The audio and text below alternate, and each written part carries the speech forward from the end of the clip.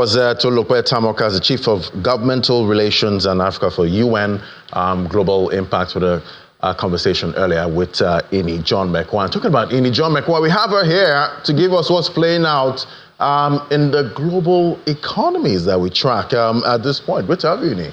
Happy New Week, happy new month. Happy new day. What's playing out so far? Well, it was quite an interesting weekend. Yes, we're seeing the impact on markets that are awake. Yeah, I have to tell you, Ladi, when I was watching that video, obviously it's the video of President Trump, President Zelensky, and Vice President Vance. Right. I mean, I was on the edge of my chair. Yes. Because, I mean, I didn't know where the fire was going to come out from. Yes, exactly. And you know, some naughty social media individuals, they elaborated it. I don't know if you saw where they were now physical. Yeah, you know, AI is just that incredible. wasn't true at all. It wasn't that was not true. It's artificial intelligence at play again. Yes. Yeah, but they can actually make me and you fight right now. I know, right? We have to be very careful. Yeah. Mm-hmm. But I mean, that meeting was supposed to give us more hope. Right. For peace talks, between Russia and Ukraine, but we saw that it went the other way. Yeah, we didn't make headway at that. Yeah, but I've seen somewhere where President Zelensky is said to be saying that if invited again, he would go back to the Oval Office. But well, maybe not with a suit, but who knows? Ladi, I will talk about the outfits. No, we're not going to talk about it. I will not. Yeah. All right, good morning, everyone. Welcome to the global news segment of Business Morning. We start in China, where the factory activity expanded at the fastest in 3 months to 50.8 in February. A private sector survey showed that many millions of migrant workers are returning to work after an extended Lunar New Year holiday. And the seasonal adjusted S&P Global, there's their indexes for manufacturing purchasing managers index. It beat polls forecast at 50.3, also accelerating from 50.1 in January and 50.5 last December. The private sector manufacturing PMI has stayed above the 50 threshold, which we know is the positive part and separates expansion from contraction since last October. And this private survey reading on Monday followed the official manufacturing PMI that was released on Saturday, which also shows that China's February factory activity expanded at its fastest pace since November. The official PMI rose to 50.2 in February from 49.1 in January, this according to the National Bureau of Statistics. The non-manufacturing PMI, which includes services and construction, also climbed to 50.4 from 50.2 in January. And then we move to Turkey, where annual inflation dipped below 40% in February ahead of an anticipated interest rate cut this week. Inflation slowed to 39.1% from 42.1% the prior month, according to State Statistics Agency. And the median forecast in a survey of analysts shows that it's supposed to be 39.9. Meanwhile, Turkey's economy grew 3% year on year in the last fourth quarter of 2024, taking full year growth to 3.2%.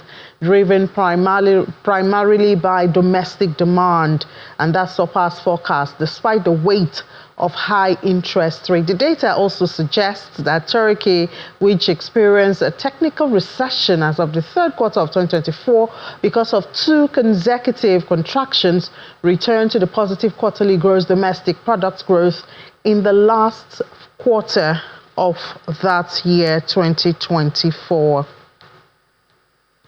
Now, Switzerland is next on our horizon, and Switzerland's national benchmark for mortgage costs dropped to the level it had been before global inflation surge, potentially setting up tenants on the country's high-price housing market for rent cuts.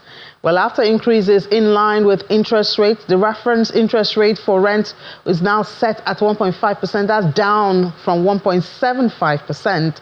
And the Federal Office of Housing said this, that under Swiss law, a benchmark decrease by a 0.25 percentage point enables tenants to demand a rent cut by 3%. Isn't that good news? Can it happen in Nigeria? And now, yes, so we're back to President Trump. He's announced the creation of a strategic crypto reserve that will include Bitcoin, Ethereum, XRP, Solanas, and Sol token, Cardano, and a whole lot more. This is the first time that President Trump has specified his support for a crypto reserve versus a stockpile. And many crypto investors feel strongly that a crypto reserve should hold only Bitcoin, while some reject the idea of a reserve holding digital assets altogether. Analysts do believe that this U.S. crypto reserve will elevate the industry. And we saw the movement over the weekend, just in case you saw how Bitcoin went from, I think by Friday it's about 79, 80, 81, and now is back to, I believe, 90. That's because of this announcement by President Trump. Now let's head to the United Kingdom and see what's going on there. Of course, after that very dramatic meeting on Friday, the weekend was filled with meetings, and Prime Minister was at the middle of it. So one of the things that the Prime Minister of the United Kingdom did was to host allies for security talks in London, and giving some advice to Europe on security and all of that. Let's have my colleague from London, Juliana, joining us to give us the details of some of this. Hi, Juliana. Happy New Week. Good morning. So what is the UK saying after that explosive meeting in the Oval Office? Good morning, Inni. Yes, it was terribly explosive, and I think, you know, European leaders, particularly Sir Keir Starmer, the Prime Minister, is still trying to delicately balance how this ceasefire, this peace between Ukraine and Russia will pan out over the next couple of days, with America at the center of it. I think that was pretty clear during discussions yesterday at Lancaster House, as you made reference to, the Prime Minister hosting, I believe, 18 European leaders, including the NATO Secretary General Mark Rutte, former Dutch Prime Minister, and as well as Justin Trudeau, the outgoing Canadian Prime Minister, all showing total and complete solidarity to President Volodymyr Zelensky, who, as you said, was caught up in a pretty bruising public bust-up at the Oval Office on Friday. I think a lot of European leaders were nervous, of course, about this meeting. There had been tensions bubbling beneath the surface on social media, and we had hoped that perhaps Macron and Sir Keir Starmer had kind of appeased Donald Trump, but that wasn't the case. Sir Keir Starmer had and played a really pivotal role this weekend. I think, Sir Keir Starmer has come out of this situation, leader of the pack, really. And who would have thought that a couple of weeks ago, when, the US president was making such, garish statements about Ukraine and Russia, we thought that the US would be central and key in securing peace. But it appears that isn't the case. The grown-up in the room has definitely been Sir Keir Starmer. He pledged yesterday as well, during that historic meeting in Lancaster House, £1.6 billion to fund 5,000 missiles. All is to be relayed in the Palace of Westminster in Parliament today at 4:00.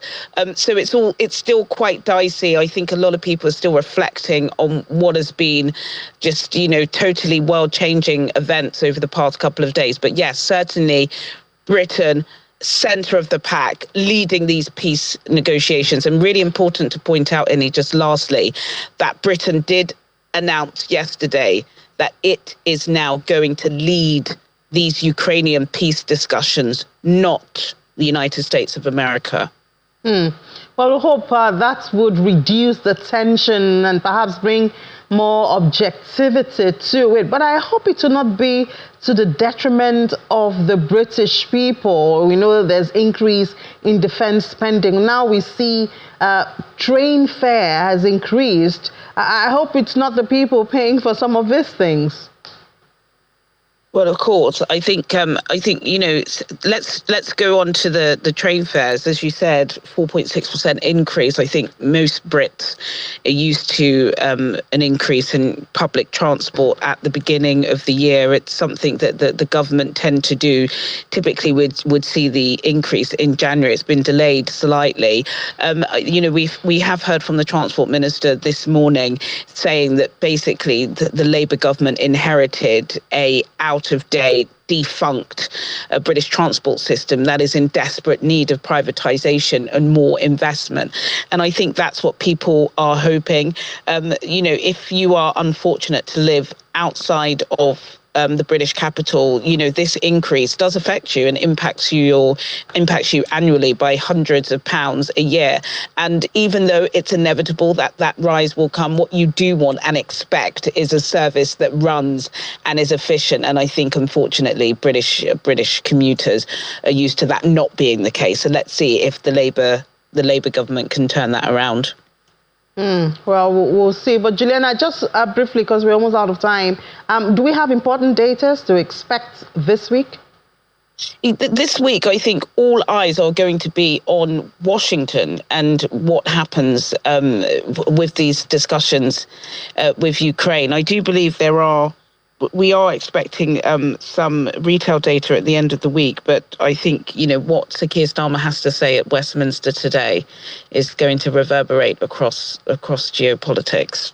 All right. We'll certainly be following that story. Thank you so much, Juliana, and do have a great week. Thank you, Annie. You too. All right, Ladi. So, Prime Minister Sir Keir Starmer is, as Juliana has brought up, leading the pack now, right. And we hope it to be less sensational, emotional, and more results. Yes, more results for peace. That's what we're looking for. For peace sake, going forward. And I'm sure investors will be looking out for what's playing out with these talks. But thank you so much, Annie, for giving us what's playing on the global scene now. So that's it. That's the first one for this week. Thank you so much for watching. Remember to watch out for most of the geopolitics and economic data that will be coming out this week and how that's going to affect your portfolio. Thank you for watching. I'm Ladi Williams from me and the team right here at Channels HQ. It's bye for now.